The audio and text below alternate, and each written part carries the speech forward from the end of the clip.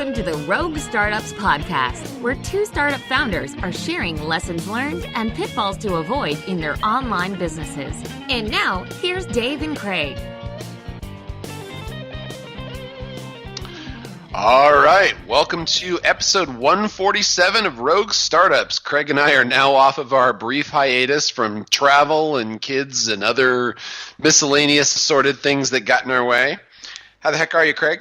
Man, I'm good. It's funny, we were talking before we started recording about prioritization, and I think we'll definitely have an episode on this, how you and I both do it poorly. Speaking for myself, at least, in the future. Yeah. But I just got a lot of plates spinning right now. So the apologies for the brief hiatus on the podcast. But Dave and I both have a lot of stuff going on right now in our businesses. And sometimes the podcast has to take a back seat to other stuff that's going on. So apologies, but we're glad to be back this week. And I think we have an exciting topic to talk about.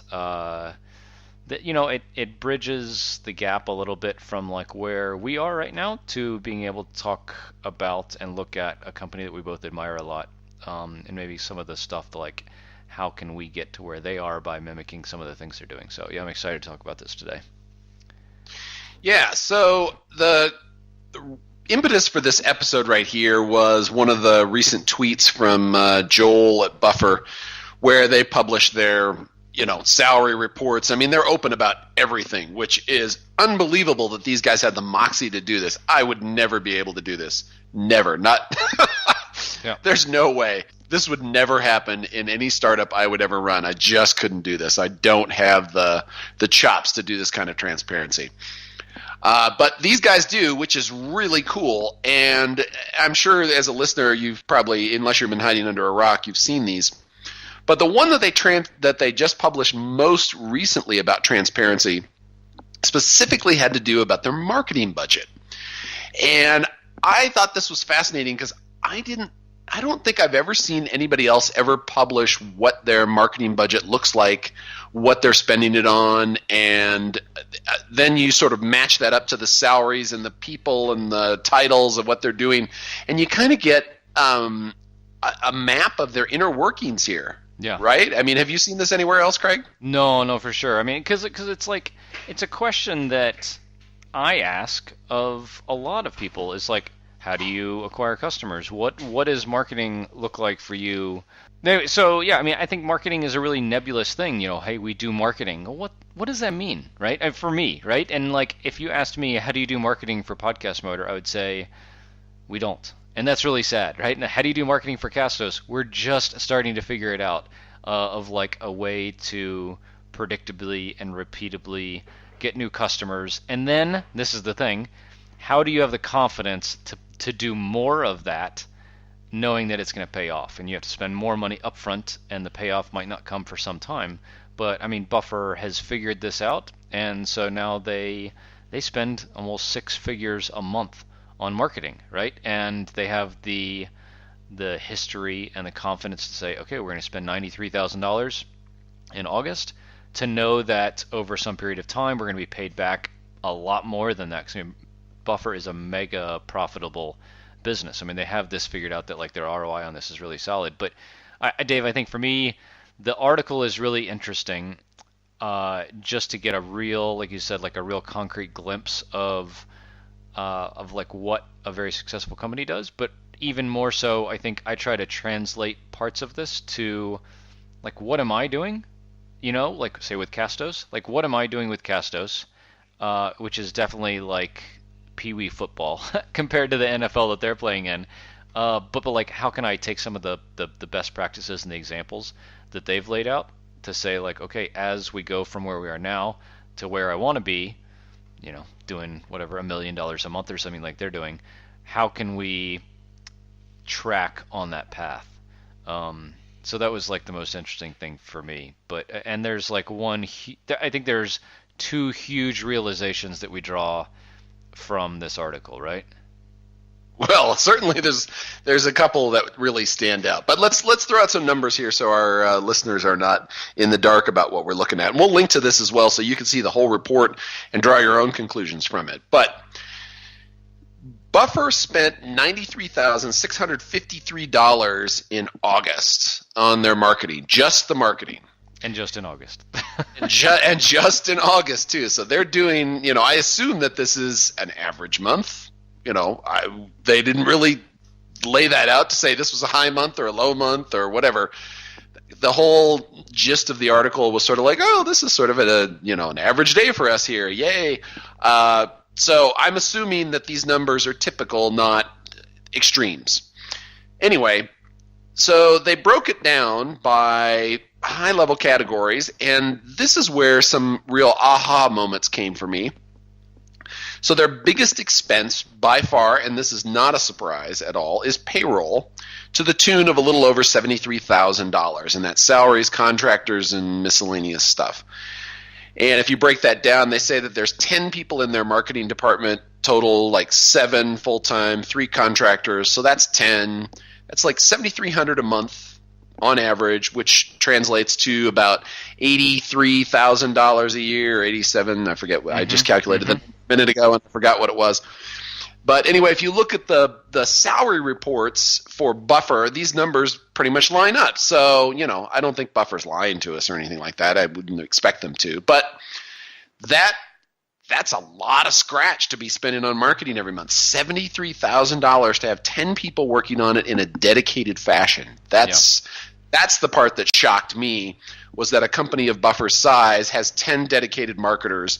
And we actually took a look to the salary report here to figure out what are their varying roles and titles and stuff like that.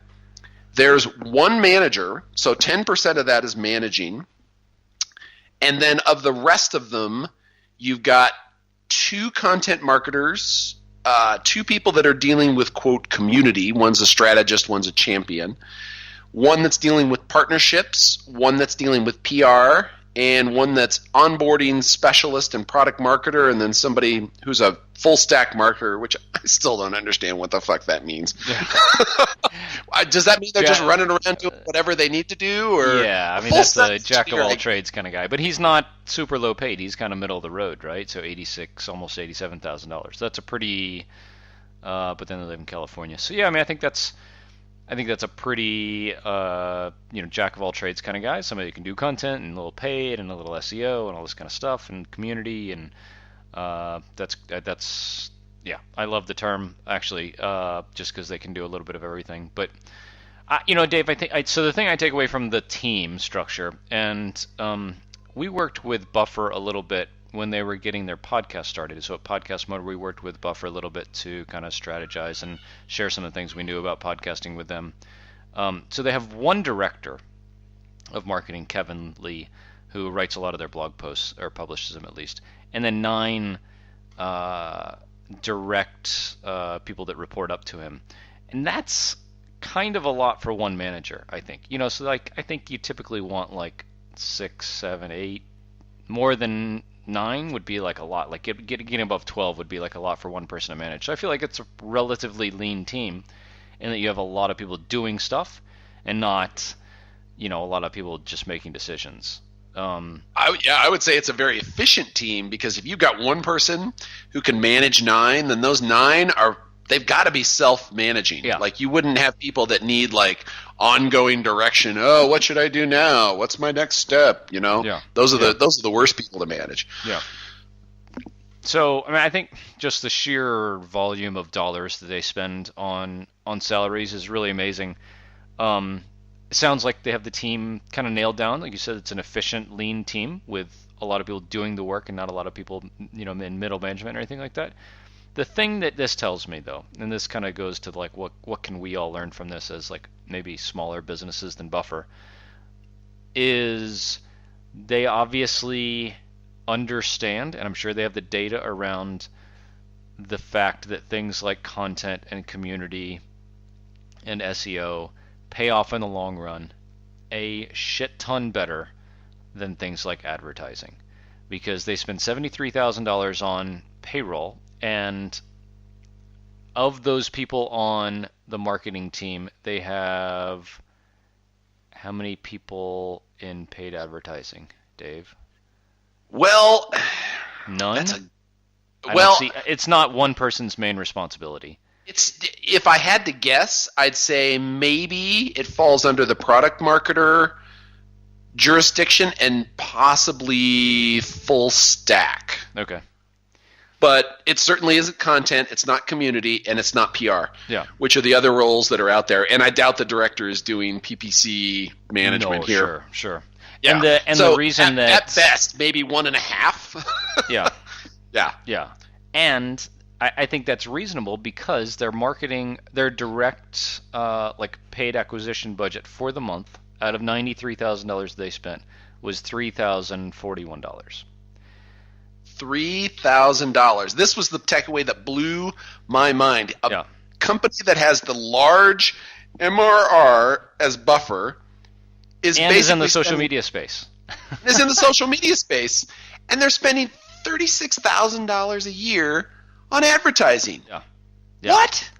What? I mean, I would go so crazy as to try to spend $3,000 a month on advertising for recapture because it has a ridiculously high CLTV. Mm-hmm. But these guys, I don't even have you seen their CLTV and their other numbers? I'm trying to think if I have or not. Yeah, we can look. Let me look it up real quick. Okay, so just looked it up on. So Buffer's part of the Barometrics Open Startups program. Their lifetime value $398. So a $400 LTV, and these guys are spending $3K a month on 1.5 million MRR. That's MRR, not ARR. Yeah. $3,000 a month. So, I mean, maybe, Dave, it means, we always kind of heard from folks who have done this a long time, like Rob Walling, to have paid acquisition kind of pay off, you need to have an LTV of over $300. Maybe it's that number has moved and that paid acquisition doesn't work unless your LTV is $500 or $1,000 or something like that. And Buffer's learned this the hard way. So they've said paid acquisition doesn't work for us because our LTV is only $380, whatever we said. Or maybe they said it can work, but content and community and social media or whatever is so much better. I think it's probably the latter. Yeah, I think it's probably the latter. My feeling is that the content marketing continues to pay off for them, and that's why they have so much invested in content. I mean, they have 2 dedicated people on content and 2 dedicated people on community. So right there, that's nearly half of your marketing budget. Clearly, paid acquisition is not their primary acquisition channel. Yep. It can't be. Yep. It just can't be. Yep. So they're investing their dollars where it pays the most, and that makes all the sense in the world. Yeah. I'm a little surprised. I would have thought that paid acquisition might have done better for them, but it's kind of shocking to see it's only $3,000 a month. Yeah. You know what I'd love to see that this makes me think of is you look at books like Traction and people talking about where you can get your growth from. And I mean, clearly Buffer is doing $1.5 million a month MRR. They might just have one real acquisition channel, and that's content. They're certainly not spending a lot of money on other stuff that costs money, like social media or like paid advertising or going to conferences. I mean, they talk in this article about that they have an annual retreat for their team, but they also have like a conference budget for every person on their team. And so I think going to conferences is a big part of that. But that's things like community that I would say is building that up is just like building your blog up or building your social media channels up is kind of evergreen in that as long as you keep doing that, you keep doing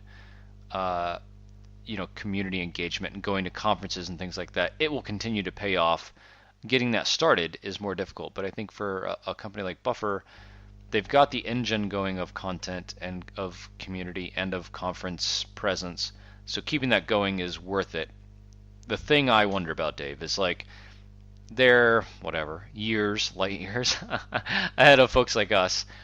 What does this mean for a business that's really just getting started? or just getting started and really marketing. So you're doing $1,000 or $10,000 or $15,000 a month. Should you look at what Buffer does and say, I'm just going to focus on content, and like real marketing channels, or should you say, I can figure out how to make Facebook ads work for my business, because a lot of other people do it? I don't know. I have an opinion on that. I don't know if it's ironclad or anything like that, but when you're looking at somebody who's making 1.5 million AR or MRR, I keep wanting to add an A in there, and it's monthly. You can't say that those tactics are going to work for somebody who's still struggling to get their first 1,000 MRR. And to say that content is working for these guys, I mean, when I was investing in content for Business Directory and trying to invest in content for Recapture, that's expensive, it's slow, it's a long game. You're looking at 9 months to start even seeing any results of traffic or conversions out of that, because you have to build up a brand and a presence, and Buffer's been around for years at this point. Yeah. So for them, I'm guessing that this is an investment in the flywheel. Like, the flywheel will eventually slow down if you don't keep pushing it a little bit every year and adding a few more things and keeping people at the top, or keeping your brand at the top of their mind. Mm-hmm. So I can see that their investment reflects that very strongly, because if you look at and by the way, I looked at the section in the advertising and marketing here. They did not spend any money on display ads or sponsorships this year. They said that they dabble only in search ads and social media. And by social media, I think it's amusing to show that they said basically it's $80 on Pinterest, $26.30 on Twitter, and $500 on Google. Oh, and by the way, that got shut down today. So I'm guessing that is not going to be in their October or November budgets. Yeah. Maybe it's still AdWords. I don't know. But it looks like mostly they're doing Facebook, Instagram ads to the tune of almost $2,500. So if you're a small person, I think you've got to find the channel that's most effective at getting your message out in the easiest way possible. And Facebook ads still give you that, even if you're not necessarily a Buffer-sized company. No, that's a great point. I mean, out of $3,000 on paid acquisition, almost all, for all intents and purposes, all of it was spent on Facebook ads. So I mean, I think you're saying, if you're going to spend money on paid acquisition, Facebook, obviously from Buffer's example, is the place to be. Facebook/Instagram. Whether you're in a social media type industry like Buffer is or not, I think it can apply everywhere. These people that say, "Oh, Facebook ads don't work for B2B," bullshit. I think people are just not doing it right. We are in a similarly kind of soft B2B or B2 prosumer, whatever you want to call it, thing with Castos, to where a lot of our customers are not big businesses, but we have a lot of people that are businesses, and we're starting to dabble in some Facebook ads and retargeting, and it's the early signs are solid for us. But I think even if you're selling enterprise level stuff, things like Facebook ads can definitely help. Even just for top of the funnel stuff, you might not be like retargeting someone from Facebook back to make a purchase, but it definitely can be the thing that opens the top of the funnel for you. And then it's up to you to do the rest of the work from there with things like maybe Google retargeting or email marketing and things like that. But yeah, I mean, it's cool to see that surely they've tried it all, right? They've tried all the paid acquisition channels, and Facebook is really coming out on top, which is a cool takeaway. Yeah, well, obviously, if you've got 10 people in your marketing department, you're not going to be hiring 10 idiots, and Buffer has plenty of smart people working there all across the board, not just in marketing, but in engineering and ops and at the top with management, all of that. Obviously, they're a huge thought leader in many different ways. So I think it's a fair assessment to say that, they have probably taken a lot of time to experiment on these things here and figure out what's working, what's not, double down on the things that are the most successful. And so what we're really seeing here is the output of those experiments for Buffer. But that doesn't mean that's like a blanket strategy. Everybody should be investing in content. If you look at the percentage of people here that you should have 20% dedicated to community, 20% dedicated to content, 10% to strategic partnerships, 10% to PR, and then 20% to product marketing and onboarding. I don't think you can think of it that way. I think if you're trying to evolve your product, you obviously have to concentrate on certain things first. Like if you have a really crappy onboarding experience, you're not going to get anybody no matter how many ads you put out there. So you can have the best pay-per-click campaign in the world, but as soon as they sign up for your product and see that it sucks, they're out of there. Yep. So, obviously paying attention to the right thing at the right time. If you don't have anybody using your product, there's no community to manage. So there's no point in doing that, right? Yeah, it's kind of the life cycle of your business and how you're acquiring customers and what the most important thing is, right? Yeah, and I'm not even sure that everybody would need a community. Like the recapture community. I don't even know what that is, or like the business directory community. We have forums, and there's some stuff that gets shared out there, but I wouldn't say that like community is one of the strong things about the plugins. There are people out there that are using it, but everybody's use cases are a little bit different, and we become a focal point and a hub for that. But it's not like Buffer, where I think there's a group of people that are trying to actively figure out, how do I crack this nut of social media and sharing and make this work in a reasonable, repeatable, ongoing manner. Yeah. Which is a very different thing. Like with directories, once somebody gets their directory set up for their local listings in, wherever Canada, then, somebody else who's down in Costa Rica doing an ecotourism thing doesn't really care about what's going on up there in Canada. Yep. That's just, they're doing their own thing. So community doesn't fit. But with other stuff, content marketing, that one fits, I think. But again, that's a long game kind of thing. Mm-hmm. Mm-hmm. Dave, one of the other things that I think merits talking about is they break down their marketing stack, the software tools they use for marketing. They use 28 paid tools, they said, on a regular basis. And they break it down by total amounts and percentages in this article. But I think it's interesting that email marketing and website hosting constitute the majority of what they spend their money on. They spend 36% of their marketing budget on WP or on MailChimp and MailChimp credits. The next biggest one is 30% almost on WP Engine, so hosting their blog. Right, that's 76% of their tool budget right there on just those two things. Yeah. And their tool budget, by the way, is exactly the same size as their advertising budget. That's also something I thought was hilarious. They're spending as much on tools as they are on paid ads. Yeah. I mean, I think it's just like kind of the power of things like automation and making the people that are working on this, their lives so much easier, is to spend money on this stuff so that those people can work on things that are more productive and creative. But the other one that I think is interesting, we talked about this, is Wootrick for NPS score, like 18%, so that is $370. And then PR software, $500. I would imagine when you're a business the size of Buffer that things like PR start becoming important. For you and I, doing a PR campaign probably isn't gonna mean much, but I mean, Buffer has so much authority in their space that they can say, like, we publish this thing and it's an authoritative piece on XYZ, and so things like PR really help. But I think focusing on PR for folks our size probably doesn't make a lot of sense. But it was interesting to look at how they break some of this down and some of the tools they use. There weren't a lot of really big surprises here for me, which makes me feel good, I guess. Well, I mean, I guess what surprised me is that it was so mundane.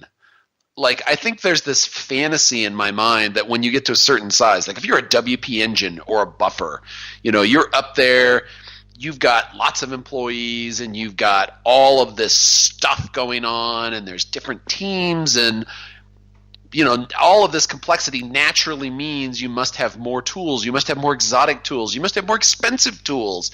You must be doing things very differently. And all of that just sort of got, pop. Yep. Yep. By looking at this here, it's like, wow, this is all pretty lame. Yeah. And I don't mean that in a negative way. I mean, like, there's just nothing here that's like making me go, oh man, there's something I really wish we had, or I really wish we could afford. Like, I'm using WP Engine too. I'm just not spending $1,200 a month on it. You know, I'm spending a tenth of that. Right. Well, the nice thing I think fine. is you look at this and say like, well, that's not a barrier to, I'll say, entry or to success, right? That's not the reason that you're not doing $1.5 million a month, right? It's like, okay, they put their pants on the same way we do, one leg at a time. They're using the same MailChimp that you could use in WP Engine and all this kind of stuff, and that's really nice. I mean, I'm sure their processes and workflows are more complicated because they have 10 people on the team, but for you and me to have access to the same tools that a business that's doing this kind of revenue is doing is super encouraging, I think, to say like, cool, well, it's not the tools that are the reason that I'm not there, so I could get there doing the same thing because I'm on like the right path, Right. From a tools perspective, at least. We got the geeky stuff figured out. Now it's the hard part, right? Yeah, and in fact, here's another takeaway that's kind of interesting, I guess. If you take the sum of the advertising budget and the software budget, it's still only 2/3 of what they spend on travel and lodging and benefits and perks. Yeah. And the people stuff. So what that really says to me is your sanity and togetherness as a group and common purpose and just understanding, hey, you need downtime and you need human time, and it isn't about working to death, and it isn't about that they're putting their money where their mouth is. So they're talking about the same kind of things that we're hearing from others, like Basecamp and those guys, and not working yourself to death. Buffer's in the same thing. I couldn't quote a specific blog article, but I'm sure I've heard Joel mention this either on tweets or in specific blog articles here, where they value getting together, doing conferences, having a retreat as a company, valuing remote work, all of the things that we as bootstrappers want to have ourselves. And I think that's nice to see in the budget here as a concrete line item that's clearly a priority for them. Yeah, no, Basecamp really came to mind when we started talking about prioritization of people over tools and things like paid acquisition that might be a little transient or something like that. Is working smarter, working sanely, investing in things that work in the long run, and not the quick hit of adrenaline that is like paid acquisition maybe. I don't mean to sort of poo-poo paid acquisition, because I think it is something that can help boost things, but maybe isn't like the core strategy for you for the long run, because you just keep having to optimize and invest in it. Things like content, you could get that running and you still have to keep working on it and doing it, but I think like as you're looking to grow really big, it might have more of a flywheel effect than things like paid acquisition. So yeah. I'm trying to come up with a mental analogy that is like paid acquisition and meth addiction. Yes. And I just can't quite pull it out because paid acquisition doesn't make you lose your teeth and end up in jail. So it might. I don't know. I've had some bad experiences with it. Not that bad, thankfully. No, not that bad. Not that bad. Oh gracious. Yeah, so I mean, I think this is a cool article. I think all the stuff Buffer puts out about how they run their business is really helpful for all of us to say, like, okay, how does a big business do it? What can I learn from this to take away to what I'm doing now? And then as I hopefully look to get kind of on the same path and towards the same level as them, what things can I take away to start running my business more like they are? So yeah, this is a great article. We'll definitely link to this in the show notes, but it's open.buffer.com/marketing budget. So yeah, definitely check it out. And yeah, let us know what you guys think. What are you spending your time and money and resources and people power on? And is this going to make you think any differently about that? And kind of what your prioritization is. So you shoot us a message, podcast@roguestartups.com, or leave a comment below this post. And thanks so much, and we'll see you next time. Thanks for listening to another episode of Rogue Startups. If you haven't already, head over to iTunes and leave a rating and review for the show. For show notes from each episode and a few extra resources to help you along your journey, head over to roguestartups.com to learn more.